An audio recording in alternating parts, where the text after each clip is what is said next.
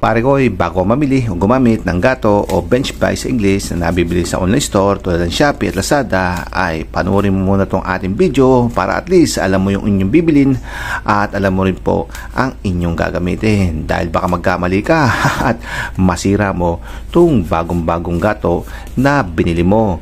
So ito na po yung nabi nating gato o bench buy sa Shopee sa halagang 890 pesos. Di po ba ang mura lamang niya? Kasi wala po siyang brand, kumbaga brandless po siya. At ito na po yung kanyang kahon. Kung makikita nyo, sira-sira po siya. So nung natanggap po natin to, kinabahan tayo. At tinignan po agad natin itong ating gato kung may sira po siya. Kaya kung bibili ka sa online store tulad ng Shopee, ay tatagan mo dahil posibleng ganito po ang makukuha nyo. Buti na lamang po itong ating gato ay wala naman po siyang damage, kundi ito lang po yung kanyang kahon. At pag namili po kanito ay may iba-iba pong sukat. May 4 inch, may 5 inch, may 6 inch at may 7 inch. At kung paano nyo po malalaman yung mga inch na yan, ay dito po yan sa lapad nitong ating pang-ipit. At itong sa atin, ito po ay 6 inch. Ayan. At yung kanyang timbang naman ay nasa 8 kilos. At kung comparison naman sa laki, ito po yung ating 1.5 coke. Ayan po yung kanyang laki. Ayan. So, kunting-kunti lang po yung laki ng ating 1.5 coke. At kung kunin naman po natin yung kanyang dimension, siya po ay may habang 11 inches. At 6 inch nga po yung ano niya. Ito, yung lapad nitong pinaklam niya. Ito naman pukpukan ay 3 inches. At yung taas naman niya ay nasa 6 inches. So, yan po yung kanyang dimension. At yung laki naman po ng kanyang clam ay 150 mm. At base nga rin po yan sa kanyang kahon na ito. Yung special features ng gato na to ay meron po siyang 360 degree full rotation. Basta i-release nyo lang po itong kanyang dalawang lock. So ito po yung isa. Ikot nyo lang po pakaliwa. At ito pa po yung isa. At itong gato nyo ay may ikot nyo na po siya ng 360 degree. Ayan. At syempre, ilalak nyo na po siya pag nailagay nyo na po siya sa gusto nyong position. Ayan, so, pahigpit lang ulit yan, yung kanyang lock. Yun.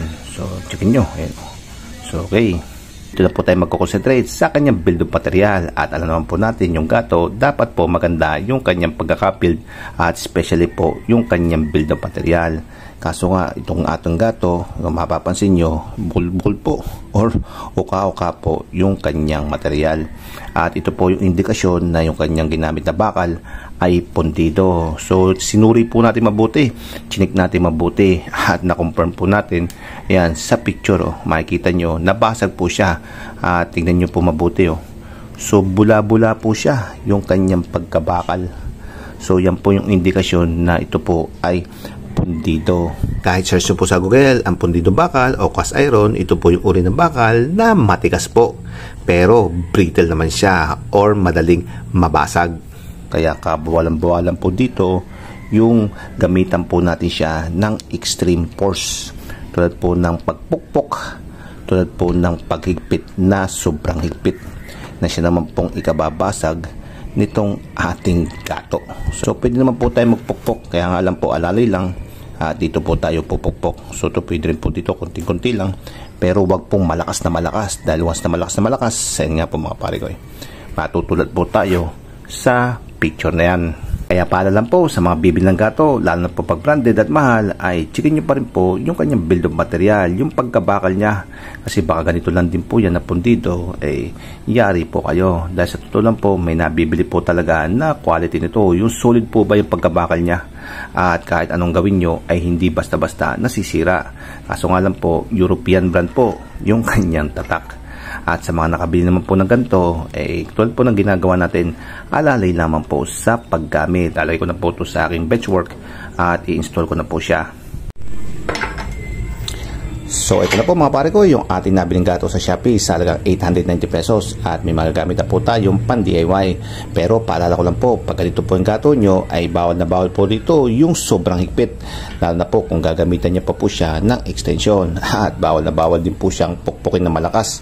dahil posible pong mabasag itong kanyang bakal dahil ito po ay pundido lamang.